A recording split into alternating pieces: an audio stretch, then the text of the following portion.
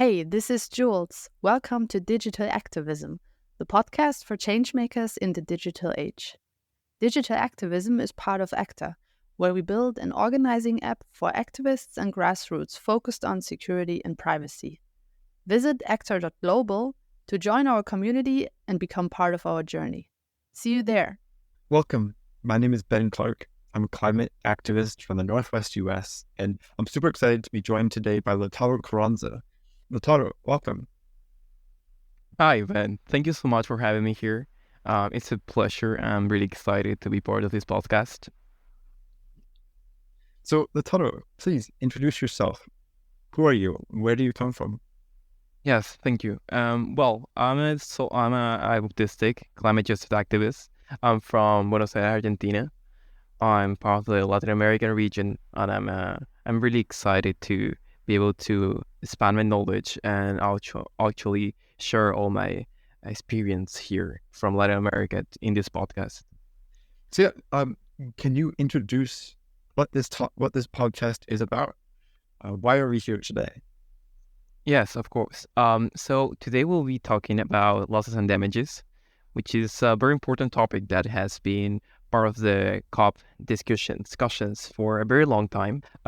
So when you talk about losses, you're talking about a certain harm that has been done to a certain group of population or to a region that causes a permanent harm in this part. So you cannot do any reparation to undo this. Whereas when you talk about damages, you're talking about a certain type of harm that somehow can be worked through and repaired to a certain way, in a certain way that it can go back to what it was before the harm was done.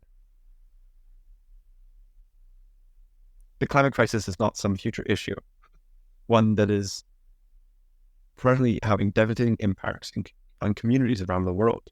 From droughts to floods, fires, and sea level rise, communities are experiencing losses and damages as we speak, and each year is only getting worse. So big piece of the loss and damage conversation is about who has responsibility for causing the climate crisis and creating these losses and damages. So when we talk about responsibilities, it's very important that we separate certain groups of the population. What we have seen from different research and different papers and work from professionals is that we need to differentiate what the northern hemisphere does from the southern, and that's when we start to talk about the global north and the global south. Because when we talk about emissions, when we talk about pollution, when we talk about climate change, we need to understand where it's coming from. So as of now, the climate crisis is happening right now. We are experiencing climate change, and it's not getting better from any day now. What we can do is try to adapt and try to understand what we can do better to avoid it go worse. So these responsibilities from the pollution and most emissions are actually we know that they're from the global north. We are talking about countries as China, as Russia, as the USA. So we're talking also about these mega corporations that come from these regions and end up having an impact in other countries. So that's something that has been a very big discussion from the last few years in different COPs and different events when we're talking about if some emissions are done in the global south, whose responsibility is. And in the last years, we have reached a point that we talk about emissions we talk from NDCs, we talk about emissions done from certain countries, wherever they come from. Even if it is even if these emissions are not done in the same country these people are from, the emissions at all come from them. So that's their responsibility. The global north has been emitting and polluting for very more long than the global south. and it's not the same responsibility as someone who has make a company from polluting a river, that this person may not know where this river is, or may not know how this actually affects the population of that area. That it's not comparable to if someone throws trash in the street or not from perhaps the same suburbs. So that's when we talk about responsibilities. It's the knowledge of who created, who managed to create these emissions, and how this person is going to advocate for doing so. Who is most impacted by the climate crisis? So when we talk about who's going to be impacted more, we have to understand that the global south has been impacted by global crisis way more time than the global north. So this impact from climate change, the climate crisis, had actually impacted more the poorest and the less responsible people from these regions. We have to acknowledge that some people do not have the resources and do not have the understanding of what's going on in their area, besides seeing climate change, seeing temperatures go up, having more floods, and this information should be given by everyone, and we should act as quick as possible to help this, because we know, and we have research, and we have information about who's being more harmed. You mentioned COP. What are the current international bodies responsible for addressing the climate crisis and addressing loss and damage? So, since last year in COP, which is the conference of part, which is one of the most important global events happening in our planet, where different group of decision takers take some weeks to sit and I try to decide what will be done globally, and try to agree for that day what's going to be addressed next year. So this happens mostly every year around first week of December. Last year there was the COP28, which gave a very big step towards the fight for loss and damage addressing. What happens at COPs? This most recent COP in Dubai, how did it go?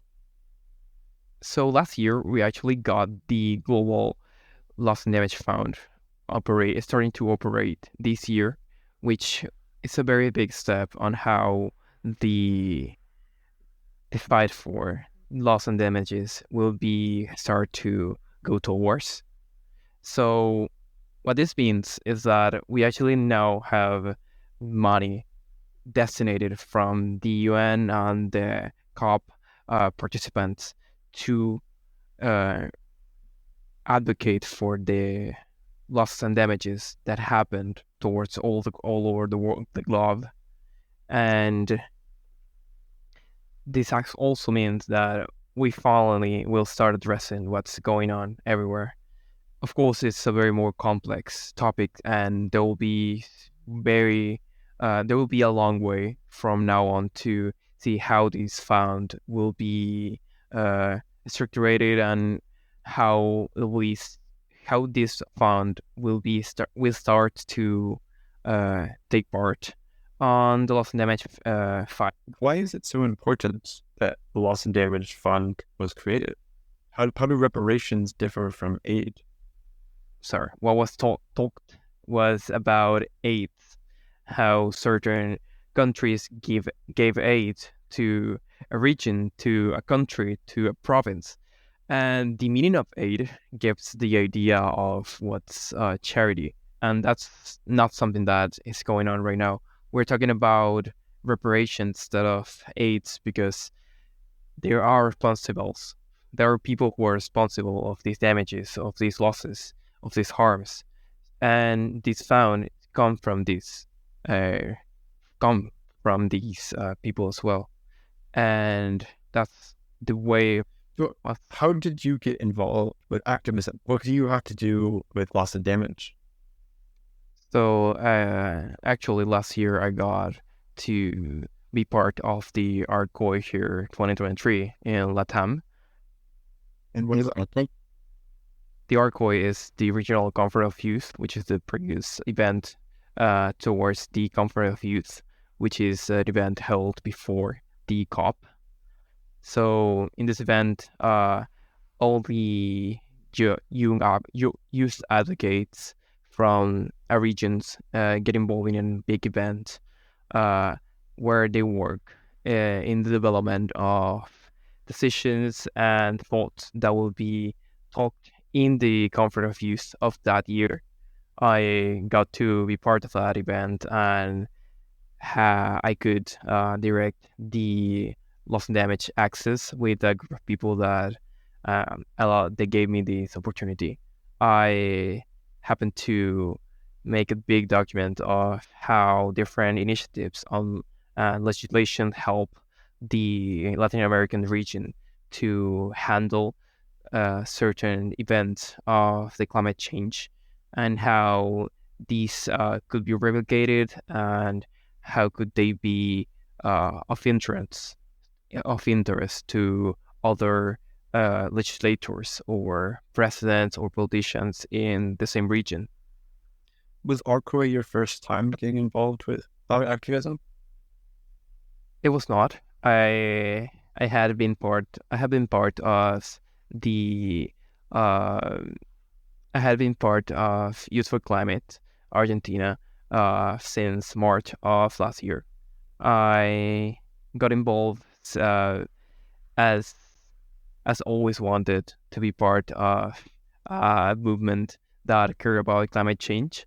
I followed a lot Greta and Fridays for Future in Europe, and last year I finally got involved and I found a beautiful place to express myself and to uh, give myself to a battle, and that allowed me to understand and know about the ARCOI.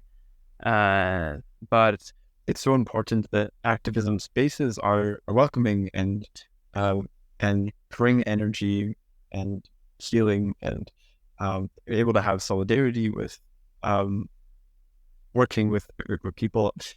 How did you find that in your local groups? How did you find a space that was you were able to exist in and work together to fight against the climate crisis? so I would say that here in Argentina we are a very welcoming type of people. Um, I believe that the first time I heard about Youth for Climate Argentina, it was in 2019, but I didn't have the possibility to join them. As last year, I finally got to some exams and to some part of college that allowed me to have more free time. I ended up meeting a group of people that were part of Youth for Climate. They were very lovely, and I ended up trying to apply. I took part of certain events, and actually gave some workshops to some kids from a couple of schools here, and somehow I ended up finding this group. I don't really know how to answer this question because I just found this group of people, or perhaps they found me. I ended up telling them all my ideas, and they were very lovely, and they were very encouraging on me working on these events, on managing some sites, some places. So I think that here in Argentina, the possibility to join different groups, not only Youth for Climate, but you have other as Eco House, as Friday for Future Argentina, of course. Is very accessible. What is important to climate activism could be a bit overwhelming sometimes, and I believe that was what made me wait a bit longer to join. But today, I think that I did one of the best decisions in my life, taking part of a fight that was always part of my uh, of my story, gave me the power and the knowledge to understand what's going on, what's important, and how to make a change. I mean, I think that's more what we should be as youth should be walking towards to. How can we answer and how can we make change happen? Because to be honest, we are making so much change, and that's amazing. And I'm so proud of be part of everything that I've been to and all the projects I'm working on right now. What would you say to a youth in Argentina or from another part of the world who hasn't yet got involved or wants to get involved but doesn't know where to start? So I would say that you can do this because I know it's scary. I've been there, but once you really get into that and try to read or you see things happening and you don't know what to do, I know how perhaps I'm thinking in Spanish, so sorry. Yeah. Está bien. Sí. So what I would say, I believe that it can be scary at first to think that to getting in a big movement as can be an organization, but towards that year, I found that you will find people that will challenge you and will try to work with you in ways perhaps you haven't noticed yet, or perhaps will challenge you in a way that you end up finding uh, your true self and how you can actually develop better with groups. I think that here in Argentina and in the world, we need youth advocates because it's important to understand that this climate crisis is affecting everyone. Just give yourself everything you can because the the movements need people. We need youth advocates to work with us, and at the end of the day, it will be us who will fight. The youth are going to be the ones who are going to address the climate crisis, and Yeah, in it's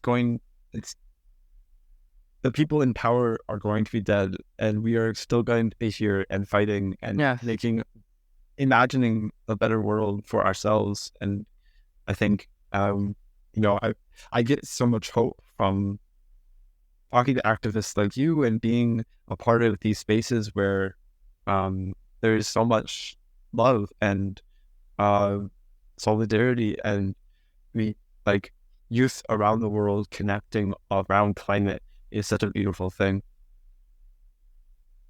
it is. It is. I think that I always wanted to be part of something big, and one of my biggest dreams was to make a change in the world. And the climate fight is something that breaks me. It rips me apart because I want to help everyone. I know that's impossible, but it will be possible if everyone works together. Because at the end of the day, the climate crisis is here. We are seeing how it affects our life and how it affects our loved ones, and it will not get better if we don't stand up and try to see and fight for a better future. Because people in power right now, they will not be there when this gets worse, but we will be there. We, or brothers, or sisters, or siblings, we will be there fighting because I believe in a better world. I think that is possible. That dream of finally seeing changes, I think, means nothing if the change is not done globally. It's not done by thousands of people, and actually seeing how many people, at least I believe that last COP was around 10,000 people joining there. And last year in the Arco, we had over 10,000 youth being part of the event, and all those people work together. We discussed a lot. Actually, we have very different opinions, but that's amazing because that's how you grow. That's how you see, how you challenge. And I think that everyone is has a place in youth advocacy for climate change. You don't have to go and be physically there to fight climate crisis. You can be on a communication team. You can be on a design team. You can just talk to people. You can handle the regional stuff. You can read papers. You can inform. There are so much jobs that can be done, and there are so much things that needs to be addressed. You will never get bored, and I would argue if you tell me that there are nothing that can be done towards climate change, and that's very hopeful. That's very hopeful, and you can do this. Everyone can do this, and just believe in your dreams and see how it turns out. I think that's the best advice I can give. I remember when I was starting to get involved with activism, something that was really hard for me was feeling like anything I did had any impact. Our strikes were so small. Our group was only me to begin with, or one or two other people, and it felt like I was beating on a brick wall with my hand. What would you say to me at the start of my activism career, who wants to get involved but is feeling really disconnected from the fight and disconnected from this global movement that has so much energy and hope and power? I think that I would say that you're not alone at first. I had been there. I had thought that perhaps my grain of sand did not make a castle. I would say that things end up getting better.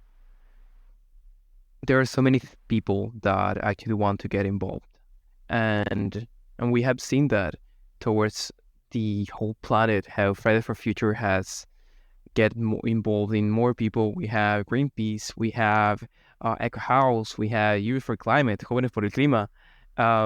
Here in Argentina, we have over 120 advocates toward our whole country. And at the start, here we saw that there were so many people wanting change but didn't find a place. And I think that the best way to see how you can impact is never give it up. I would say that little you, Ben, that keep doing what you do, because as long as you keep fighting, as long as you keep making noise, making change, people will see you. And that's how you get involved more with people. That's how people find out about you, about your organization, by making noise. And people say that, perhaps some people will say that that person's crazy, they're not making any change. But perhaps one of 1,000 people will say, I feel the same. How can I help you? And that, at least for me, that's how you end up with more people.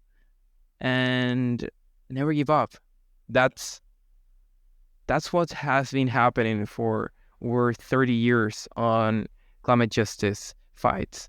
People thought nothing was being worked on, and today we're talking about a fund that it's over $800 million to address losses and damages, and we have a board that will take into account how to handle it.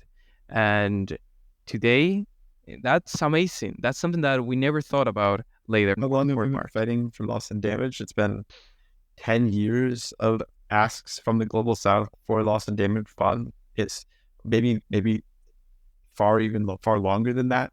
To have it finally established is such a big win. We are finally having a place to talk about losses and damages. Finally, we have the resources to make this change that we have been talking about.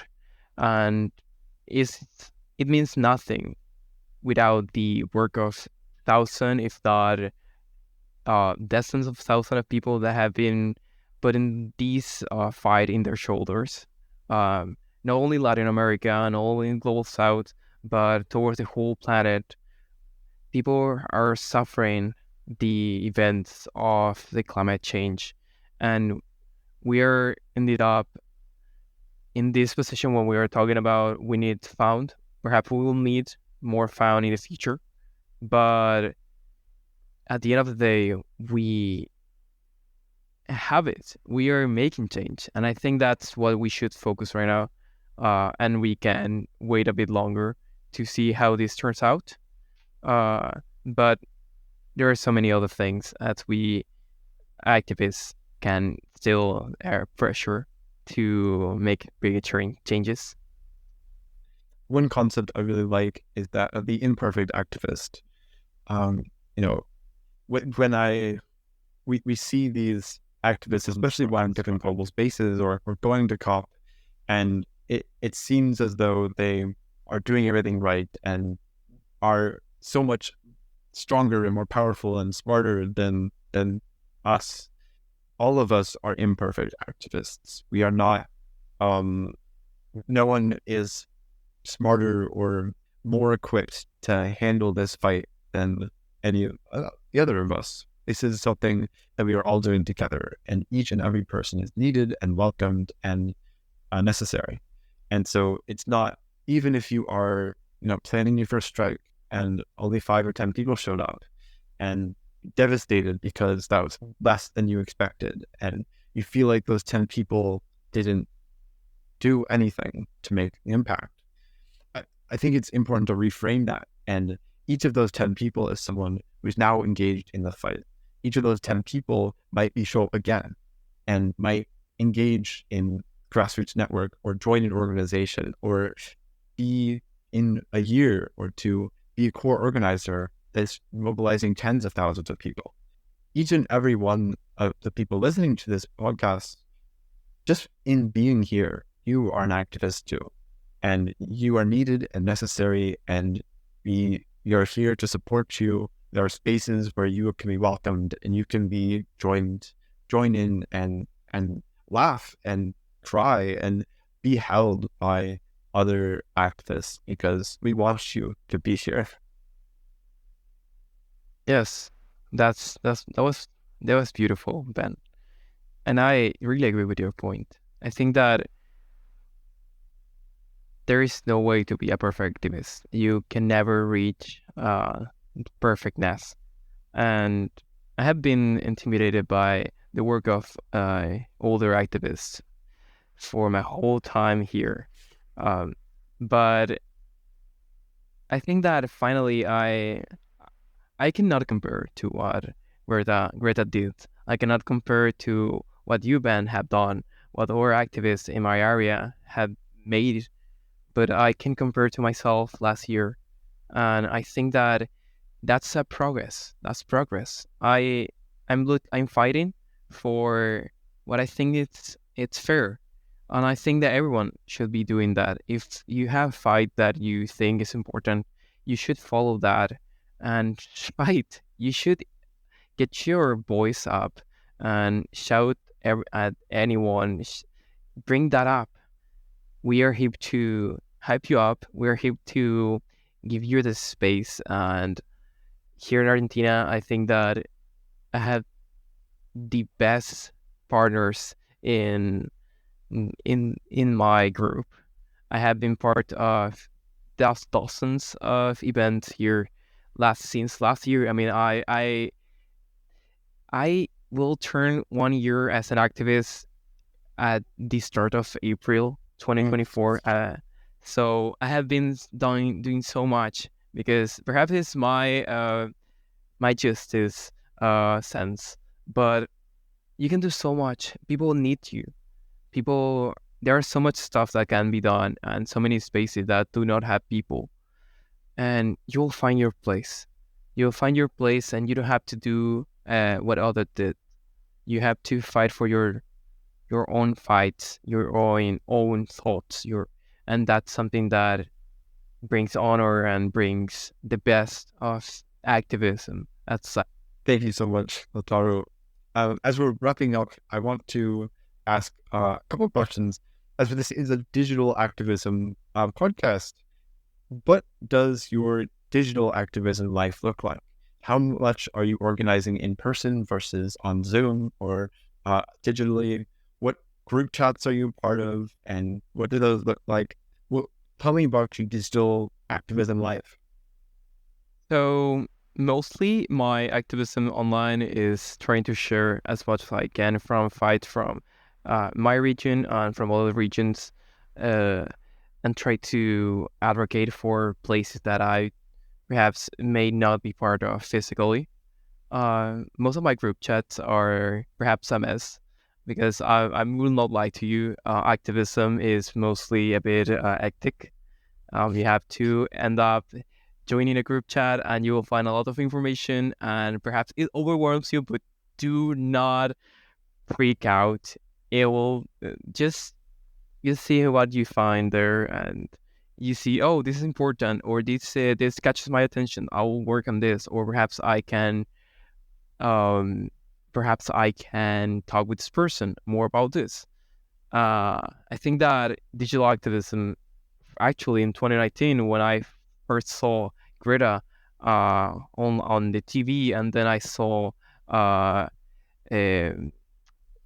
Friday for Future digital strike, that was first time I saw, okay, there are so much people here, and that is digital strike planted a seed that today is growing on, I think, the best version I can be of myself towards today. And to be honest, you can do so much from just your account. Perhaps you think, okay, nobody liked this post, nobody liked this story, but they saw it. By visual things actually end up making the best change towards time. And I have heard so much people say, oh, I think I saw you somewhere, or I think I saw this name somewhere. And they tell that to their friends, their family. And perhaps that family member is interested and perhaps looks it up. And suddenly you have a partner, you have a colleague, and that's amazing.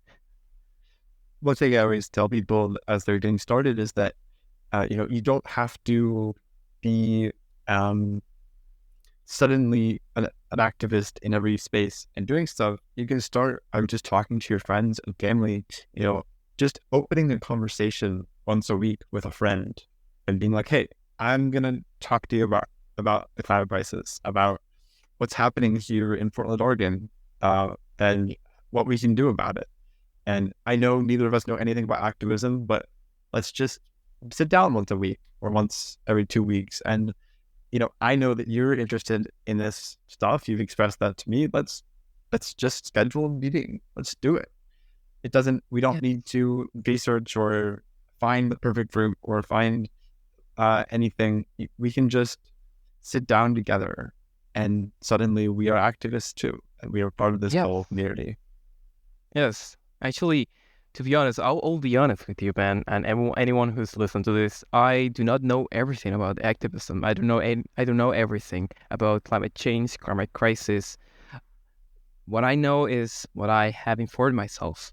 I have been to schools. I have talked about climate rights and environment rights to kids. I'm talking about kids of 11 years old, 10 years old, and to see a kid to know more than me about certain things, to know so much about what's about biology, about chemistry, about all the events also that happening. First, I was shocked because I was like, okay, I need to learn more. But second, I was like, this little thing, they know so much. They are the future. I mean, I'm trying to bring out a future for this person. And they'll one day, and when they grow up, they will see things. Perhaps I was never taught about climate change at school, but these kids, these adults, these teenagers, they are being taught about climate change, and they see so much thing different. And there are so much things. I mean, I constantly talk about this with my friends, as some people say that no one knows about climate change, but that's something I don't believe. I think that everyone knows about climate change. Some people try to avoid talking about it, or to not get depressed or not feel bad. And that's okay. I respect that. I think that's beautiful, and that's a very strong place to be. But at the end of the day, so much people end up knowing about climate change because advocating about it, because people end up informing, and perhaps something that someone did in 2019 will end up making today in 2024 give a big leap on what we can do on future. That's awesome. That's beautiful. Lautaro, thank you so much for coming today. I've really appreciated this conversation, and I know it's going to be helpful for other people as well. Do you have any final thoughts or pieces you wanted to wrap up? Yes, I want to first thank you, Ben, for allowing me to be here. It's amazing to be part of this community and to know you. As an autistic person, this is something amazing. I think that if any autistic people is listening to me right now, everything's possible. I get overwhelmed, I get meltdowns, I get shutdowns, and I take my space and keep trying to advocate as much as I can, as any young adult can. I think that it's amazing to be part of a community as lovely as climate advocates use this, and never give up dreaming. Y dale para adelante. That's everything I have to say. Thank you so much. I love you. Muchas gracias. Adios todos. Adios. Thanks for listening to Digital Activism, the podcast for changemakers, which is produced by Actor, the app for next level safe and secure organizing.